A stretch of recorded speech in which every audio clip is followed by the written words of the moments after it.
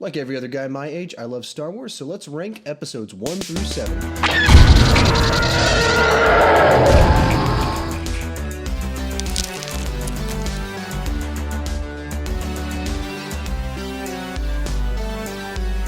So I grew up with the original trilogy, loving the original trilogy, and having all the toys, watching my old VHS tapes. I had the ones that had the Leonard Maltin interview at the beginning of them, and that he talked about doing the special editions and how potentially prequels are coming. It was really cool.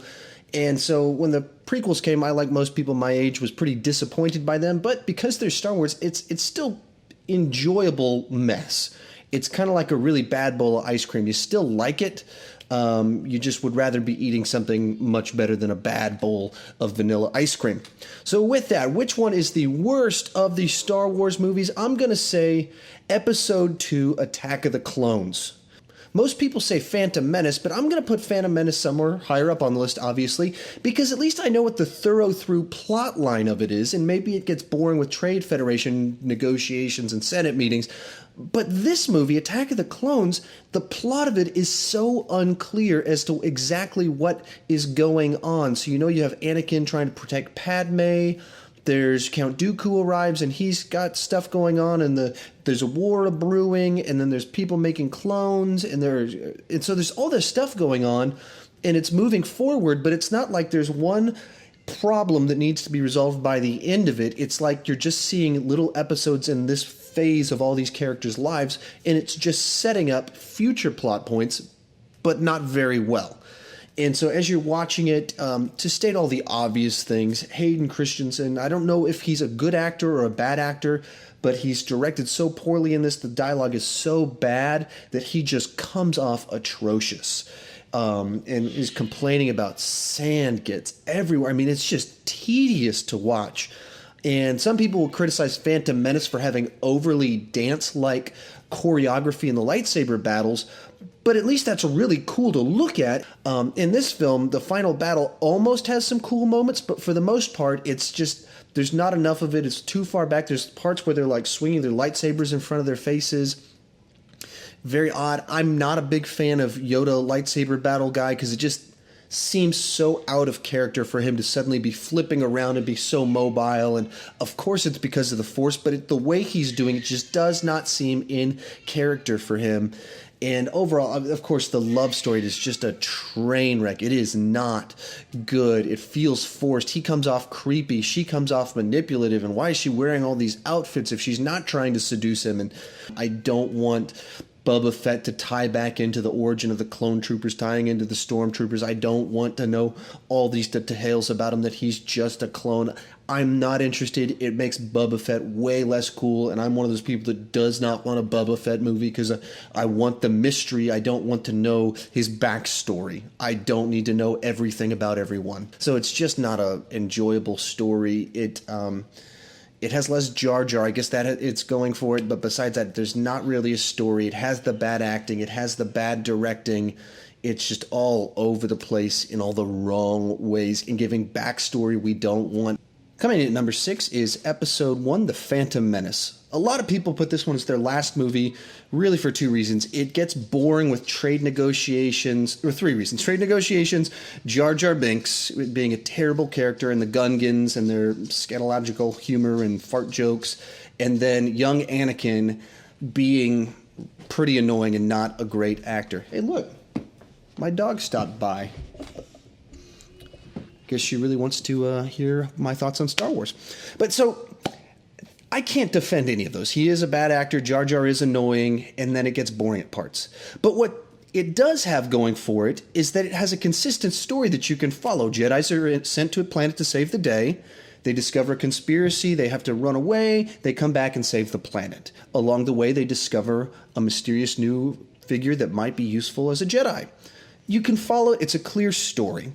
And it has some pretty cool action, like some of the coolest action we see in any of the Star Wars movies. Some people say it's overly choreographed, and that's a fair thing to say, but it's very good over choreography. And they're Jedis that have abilities to see what's coming in the future, and they have Jedi reflexes and all that. So there's an explanation for it that makes sense as to why they're doing what they're doing, and it's cool to see. So for me, there's a bunch of stuff in this movie I cannot defend, but at least it makes sense in the movie. It flows. You can see at least where they were going. And you can see how a better movie was in this movie. Like, very simply, you take the Gungans and Jar Jar out of the movie. Maybe you find a way to take Obi-Wan and Qui-Gon and merge them a little bit more, so there's just kind of one Jedi protagonist that's very clear. It's not kind of, is it Obi-Wan the star or is it Qui-Gon? And then you make Anakin 20 years old in this movie. So he's an age that he's not an annoying kid that you're like, why is he so good at stuff? But he can get in on the adventure like Luke did in A New Hope. Suddenly this movie is a lot better with pretty much exactly the same plot. Fine-tune it, trim some of the Senate stuff. But there's a really good movie in this one. It has some really good stuff. And then for some reason, George Lucas wrote Jar Jar. He made Anakin a kid. And then there's the Gungans and a little bit too much politics. But there really was some good ideas in this one. You could see like a one-page synopsis of this movie is much better than a one-page synopsis of Attack of the Clones where you're like, what? This isn't a plot, whereas Phantom Menace, it's a plot.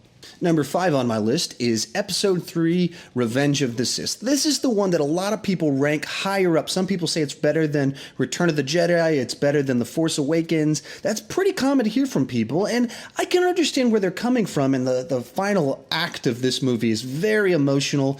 It's really good payoff for a movie that hasn't earned it.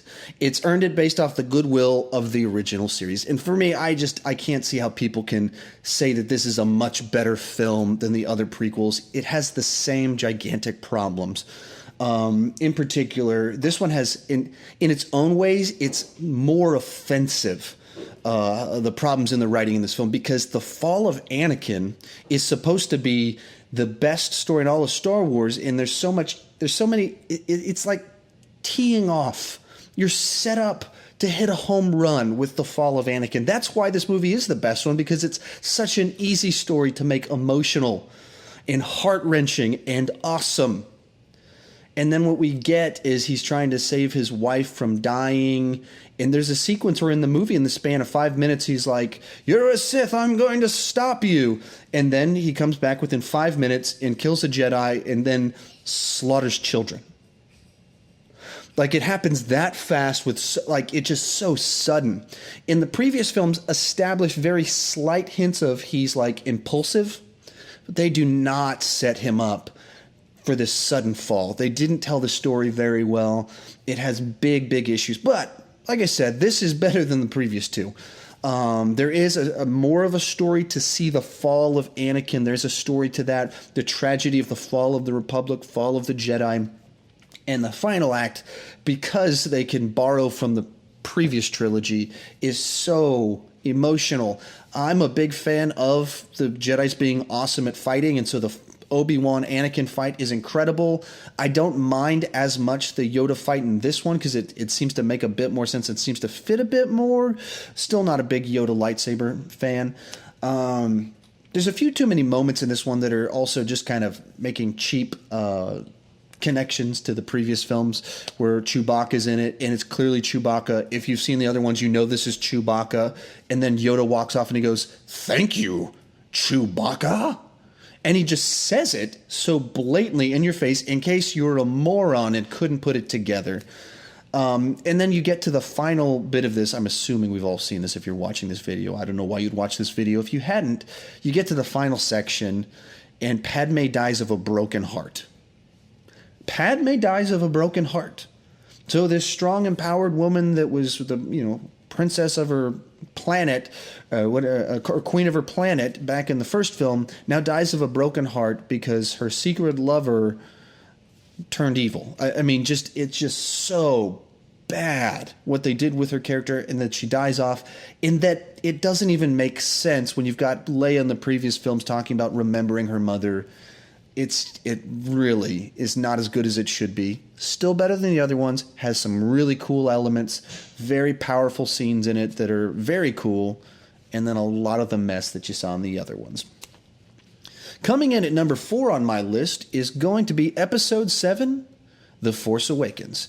So this movie came out. A bunch of us were really excited about it. I'm actually a huge J.J. Abrams fan. I love his work on TV. I'm a big fan of his Star Trek movies. I thought that his Mission Impossible movie was really good. I enjoyed Super 8 for what it was trying to do. And so when he was announced to do this, I was like, that makes perfect sense. I'm perfectly fine with that. And I really liked this movie. Just like most people that had loved the original trilogy, frustrated a little bit by how closely they played to the A New Hope formula and template. A little bit too much. That annoyed me. They did not need to have another Death Star, and they knew it. They put jokes about it in the movie because it was so obvious what they were doing. At the same time, I don't really care. It was an enjoyable ride. I liked the movie. I love the new cast, new characters. They're fun. You know, I've heard people say that all the stuff about Rey being too powerful too soon. We don't even know her backstory. What do you mean too soon? How do you know whether it's too soon? Because we don't know. But yeah, I think it was a great return to form. And even to my criticisms that they had played too close to the formula, I understand why they did it. They needed to play it safe. They needed to win back an audience. It really is kind of a remake of A New Hope intentionally for a new generation. It came out nearly 40 years after the original, so it's not crazy that they would do that anyway. And so a couple other complaints about it. The sequence on Han Solo's freighter ship where they're being chased up by aliens, totally unnecessary to the movie. They probably should have just cut that out. Seemed like they felt like they had a lull right there in the movie, so they just wrote something into the script. They shouldn't have done it. And then the other one, I wish the lightsaber battles had been a little bit more vibrant, especially coming off of the prequels where they were so kinetic and action-packed and overly choreographed. It was like this time they went so much the other side to it, and they're not trained, so I understand why they're not doing what they did in the prequels, but a nice middle ground would have been nice, especially when they talked about they got the guys that choreographed the raid to be in the movie. Turns out those were the guys in the freighters being chased by and eaten by monsters, as opposed to them being guys beating people up with lightsabers. Weird. But yeah, I mean, I liked Rey, Poe. Not quite sure where I'm at on Kylo Ren, whether he's going to be awesome or not. I think I really appreciate that where they went with it. Like, he's taking his helmet off, he's talking like a normal guy, and so yeah, that's kind of where I'm at. I really liked it. It's not up there with the originals. It doesn't have the gigantic flaws of the prequels.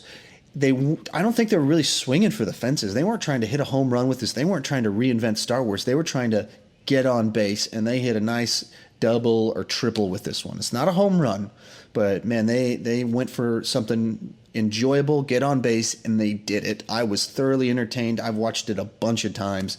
I watched it 4 times in the theaters, which I never do anymore because I've got 2 kids now, and I don't have time to go to the movie 4 times for one movie. I did it anyway. And then likewise, I've watched it home multiple times since it's come out. Now, as we move into the original trilogy, here's where it gets really tricky, because I'm not really sure what my order is, because I love all of them differently for different reasons. And so then, I mean, the story structure and flow of episode 4 is so good. Like, I rewatched it the night after I watched The Force Awakens, and just watched it, I was like, this is so fun and so enjoyable, and it just flows so smoothly. This is just a great, like, modern film that came out almost 40 years ago. The Empire Strikes Back, of course, has incredible emotional depth, the adding of Yoda, and it takes an incredible score and makes it even better with some amazing new musical cues. And then you move on and you get to Return of the Jedi, and the final act of that, I don't have any criticisms about the Ewoks. They don't bother me. And for my money, the space battle in that one is the best space battle in any movie ever.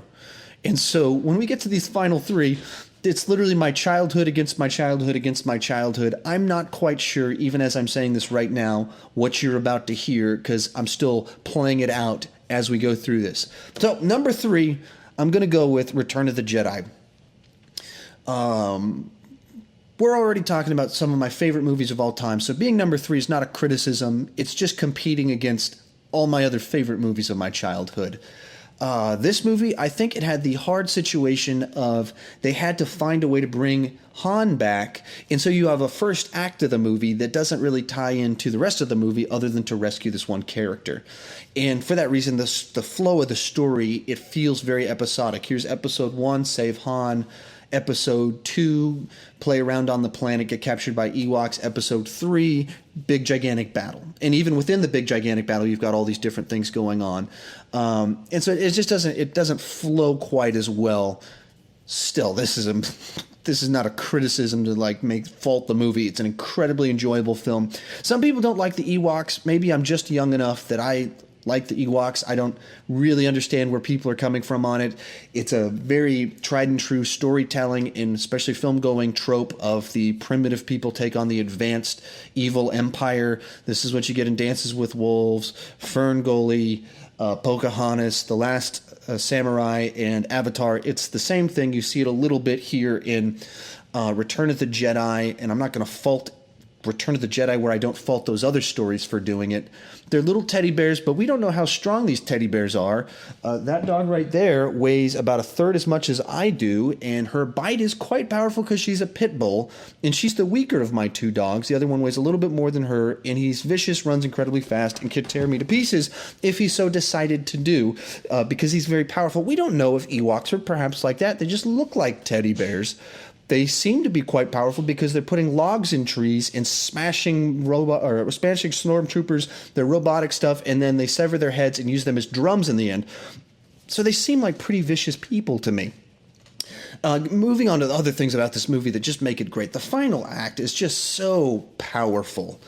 You don't necessarily get as strong of a story arc with like Han Solo, but you don't need to. He's supposed to be that side character that fills everything out. And so the stuff on has a charismatic lead down on the planet while you've got teddy bears that can't be quite as charismatic as Harrison Ford as Han Solo can be. And so you have something going on down there that's exciting while there's kind of a love story continuing onwards. You have Luke with battling his father and fulfilling like just this, especially if you see in the context of all 6 of these films, very powerful final act of this film that brings all of this stuff to a close into a very satisfying finale of redemption, fear, dark, light, the fall of the evil empire.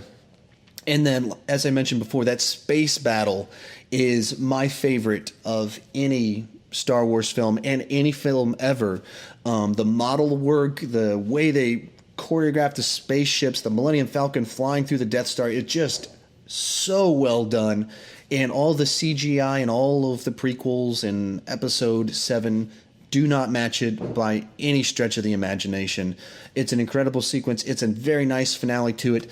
To comment on the special edition of this one is probably the most offensive because it has the most unnecessary changes and least enjoyable changes. So they change out the song that is played both at the end with the Ewoks, so I don't recognize it anymore, and I'm weirded out when they're not singing that love song from my childhood.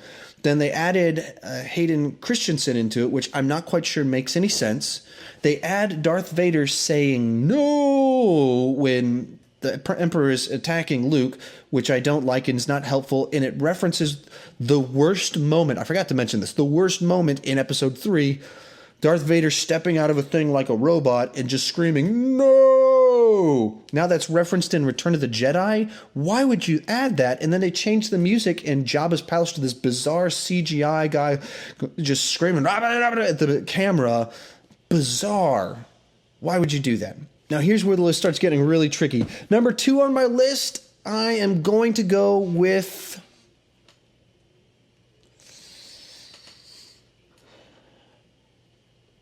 Episode 4, A New Hope. I really had to think about this one. They're tied for number 1. I have the same problem with both of these movies. The first act of both of them doesn't engage me as much as I would like it to. And I just find Empire just engages me a little bit more. But talking about Episode 4, A New Hope, this movie is just incredible at how just fun, and you forget how funny it is. And especially as you're watching the movie, it gets more fun as it goes along and more engaging. In so many movies that you'll watch, they they kind of start off strong and then peter out as it goes along. This one gets better as it goes along. And as a Star Wars movie, it's the one that feels the most as a standalone piece, where something's introduced, they go on an adventure, and then there's conclusion in the end. And if this was the only Star Wars movie that was made, it would feel very complete, whereas most of the other ones, it would feel like, wait, what came before this? And then you get to the end. What happens after this? Star Wars A New Hope just feels like a complete piece, a complete package. Now, where it doesn't make it to number one is that it's the one that its budget hurts it the most. And it's just really difficult to not comment. You have to, if you're being objective and honest, ding it where it needs to be dinged. And the special effects definitely are not up to par. And that's where this one was actually kind of helped out. I don't mind a lot of the special edition changes to this film because, like, the space battles needed to be updated. They're not on, the special effects in that movie are not on par with Empire Strikes Back or Return of the Jedi. They're very clunky, and they benefited from being updated. I'm not saying that I prefer the special edition over the original, but I don't want to fault it for something that they were doing something, a legitimate change there. And then the space battles also look better because a spaceship is easier to do CGI than a person or a Jabba the Hutt. But it's clunky. The lightsaber battle between Obi-Wan and Darth Vader, looking back at it historically, it really is the weakest point in this movie as just the choreography, the fighting of it. Not the scene itself, it works rather well, but coming from their fighting on Lava Planet with incredible choreography, speed, agility, to just kind of just very slight movements, it doesn't live up to any of the ones in the series. It's not an exciting sequence based off of the actual action itself. You have to, if you're being honest, it isn't good. Even the special effects of the lightsabers, something like a lot of the times they just look white in the scene. I know it was low budget. I know all of that, but it had consequences, and so it made it to number 2 on my list. Coming in at number 1, of course, it is Episode 5, The Empire Strikes Back. There's a reason that this is the one that so many people point to as their favorite, or when people talk about making sequels, they point to this one, because they found a way to take the fun adventure of the first one and not sacrifice the fun adventure, but amp up the character moments and the level to which you resonate with these people. And you start to see, like, whereas Luke in the first one was this whiny guy, he's still whiny here. He's the hero. You've seen him do awesome things, but he's still whiny in this movie and still impulsive. But you're seeing him on this journey to becoming this great warrior, this great Jedi. So that's what makes this movie so incredible, is watching this journey going on with this guy I mean, he's rude to Yoda, and then you find out he has this respect for him, but he's still impatient with him. And all of this ties into what happened to him, and it's a movie that has incredible consequences. Our hero's hand is cut off. Our favorite smuggler, for all we know, is going to die, and he's been sold to Jabba the Hutt. And we see all of this, and it just has so much emotional depth to it because it's an enjoyable ride. It's not just dark and gritty and grim. It's a fun ride that ends on a negative note. The good guys lose. There's very little of victory in the end of this film. Oh, everybody didn't die? I guess it's a happy... No, I mean, that's the best thing you say about it. Everybody didn't die. I guess they escaped in the end, but they lost. The good guys lost, and you don't even see that. And even when they talk about now about we're going to make this Marvel movie is going to be like The Empire Strikes Back of the series, and then it's not. They don't go as dark. They don't let the bad guys win. It was a very bold move to do at the time, and I mean, it's one of my favorite movies of all time. The lightsaber duel with Vader and Luke at the end is just such a leap ahead of what the previous film had. The revelation, the twist is so powerful, and you just see our hero say, "I'd rather die than that be true." And I mean, just so powerful. The scene in the asteroid belt with the music is just... If I don't watch the movie for a little while and then I put it back on and that chase through the asteroid belt comes on, just the music is stunning. Likewise, the music when Yoda lifts the X-Wing out of the swamp is just incredible. Where they took one of what would be like the best score of all time with Star Wars when it comes out. They do the sequel and it's better. One of the like a sequel soundtrack being better. I guess I've never thought about it, but I believe that about it. And so there's a reason it's number one on my list of some of my favorite movies of all time. There's a reason that it's incredible. And I love these movies. There's a love story in it. Every Chewbacca gets moments to shine. C-3PO, R2-D2, everybody gets their moments. We get introduced to Lando, who's this character that we both love and hate at the same time, and then we love him and hate him more as it goes on. I mean, what makes this movie so good is it sets up so much payoff in a love story between Han and Leia. The setup of Luke coming on the journey from whiny kid to warrior, that you just see him as the strong warrior in the next film. You see even Vader's, not that he's turning to light in this film, but that you see the side to him that's moving away from just following the Emperor. You see all of these different things, the redemption of Lando Calrissian. It all works in that film because this film sets it up so well that you're so angry at characters. You're so wanting characters to be restored, redeemed, to be the hero.